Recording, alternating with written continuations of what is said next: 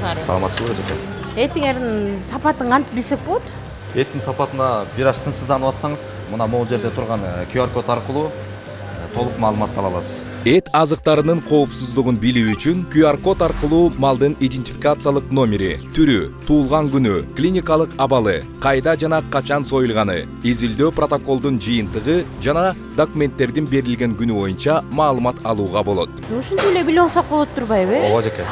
А менин малым идентификациядан өтө болду экен?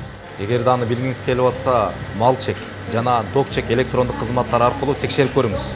Мал чек электрондук сервис аркылуу мал ээси идентификациядан өткөн мал тууралуу толук маалымат ала алат. Ал эми док чек аркылуу ветеринардык адис тарабынан берилген ветеринардык коштоочу документтердин аныктыгын текшере алат.